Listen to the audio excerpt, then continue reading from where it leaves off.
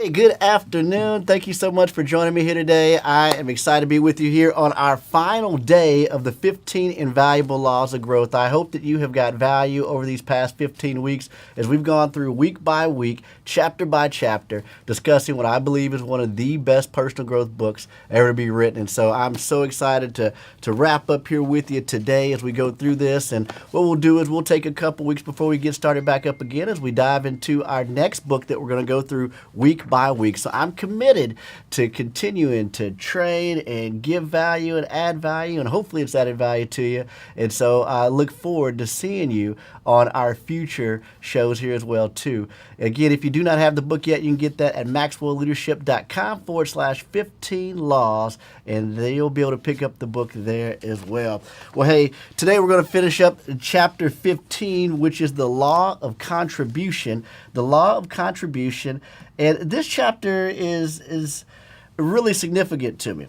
And I'll talk to you about this one because it says that growing yourself enables you to grow others. At the end of the day, this whole entire 14 weeks has really been about growing you.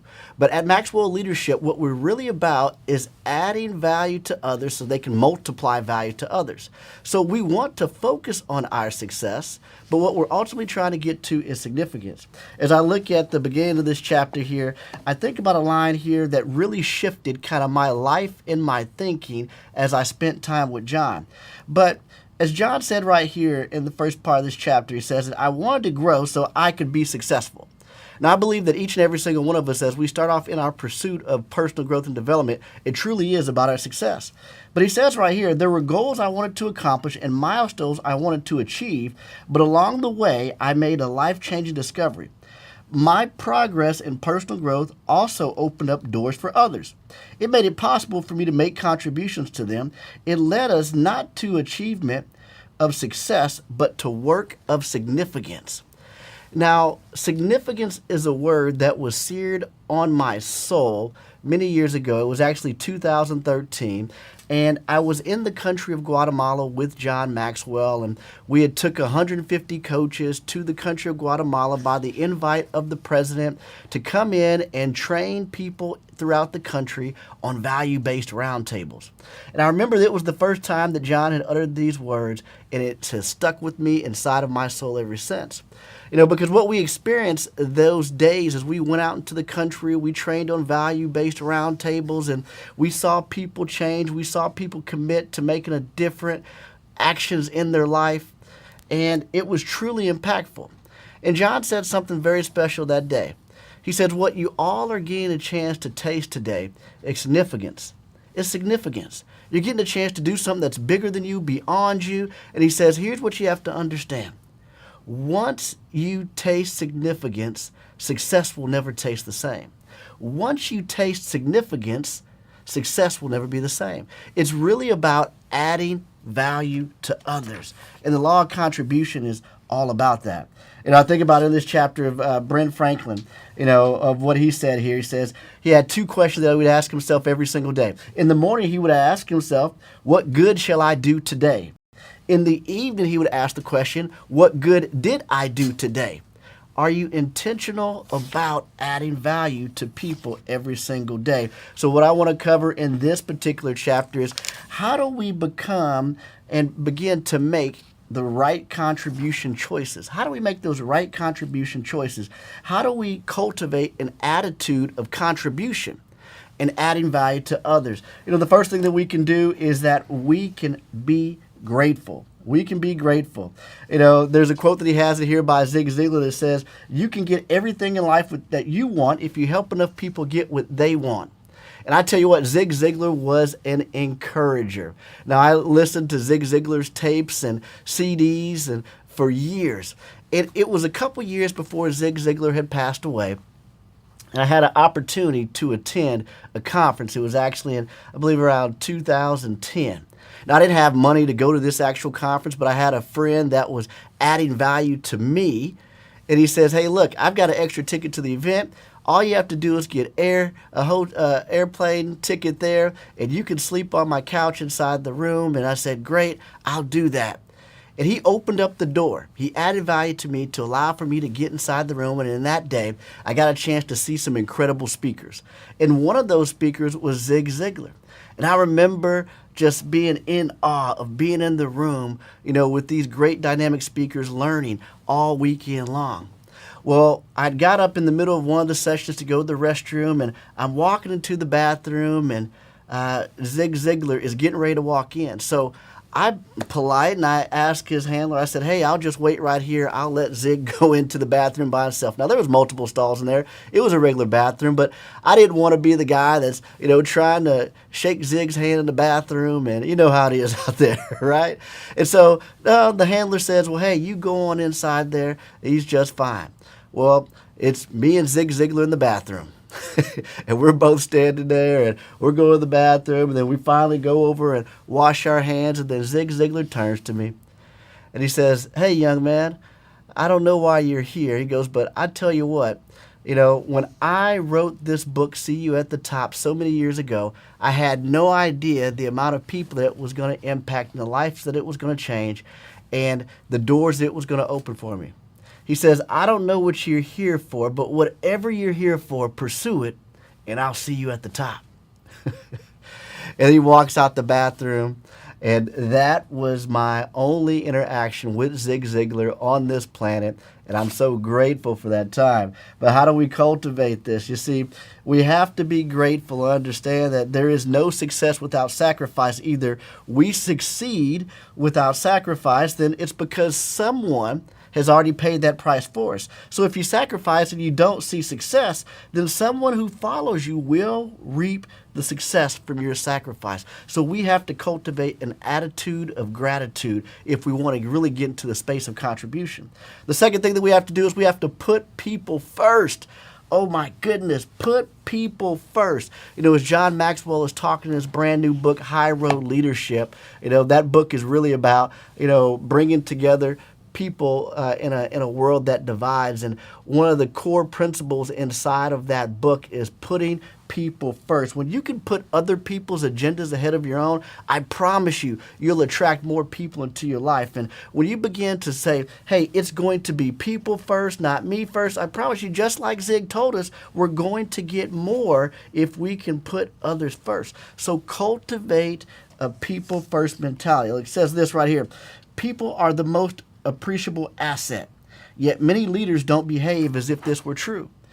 If inside of your organization, your company, or your family, the greatest thing that you can do is add value to people and put them first.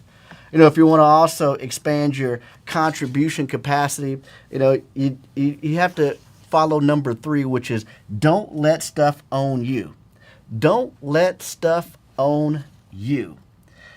As you grow in your success, we attain things. We all love things, and, but that's something that can own us. And I love what Richard Foster says this. He says, owning things is an obsession in our culture. If we own it, we feel like it gives us more pleasure. The idea is an illusion. Owning things doesn't bring real satisfaction in general. If you try to feed emotional or spiritual needs with material things, all it does is make you hungrier for more things. It doesn't satisfy you.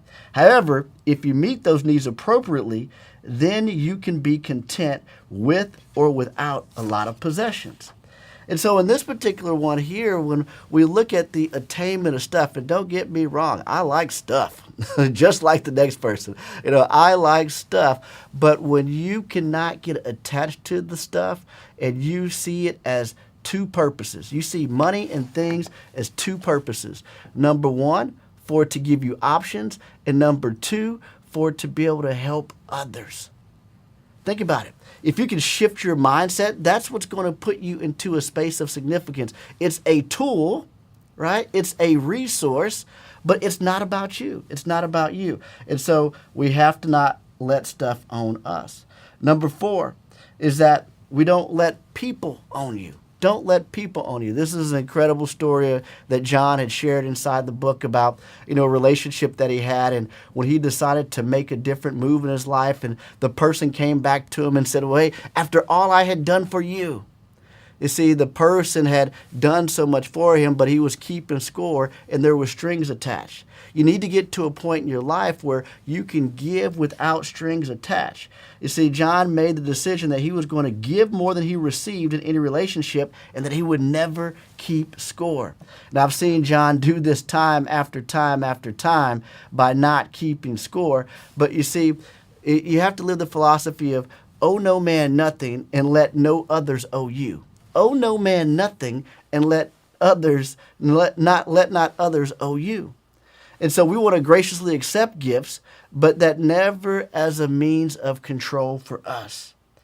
How do we expand contribution? We want to define success by sowing, not reaping. We want to define success by sowing, not reaping. You know, Lewis Stevenson said this. He says, I consider the success of my day based upon the seeds that I sow, not the harvest that I reap. Now, this sowing of seeds applies to everything in your life. You may be looking at something in your life where you're saying, hey, I don't see results. I don't see results. Look, I'm guilty of that as well, too. There's things that I want to grow in my life, and I'm sowing seeds in that every single day, and I don't see the harvest. But as long as you're sowing the seed, as long as you're putting in the work, trust me, believe me, the seed is growing, and in time, there'll be a harvest. Now remember, there's three parts to anything that we do in growth. There's seed, there's time, and then there's a harvest. And so every single day, are you putting the seeds in? It says after sowing, there is a period of time where it looks like nothing's happening. All of the growth is below the surface, but trust the process. It is growing. Number 6, if we want to grow in our capacity there, is that we want to focus on self-development, not self-fulfillment. You see, self-fulfillment thinks of how something serves me, but self-development thinks of how something helps to serve others. With self-fulfillment, feeling good is the product. With self-development, feeling good is the byproduct. Listen to that. Catch that again. I hope that you got that right there. It says, with self-fulfillment, feeling good is the product, but with self-development, feeling good is the byproduct. Every single day that ends in day, how are you getting better? Don't just go through the motions, go on work, go on the home, watch TV, go to bed, doing that cycle over and over again.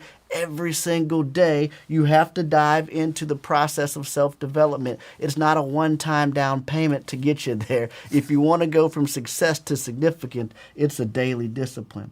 And number 7, keep growing and keep giving.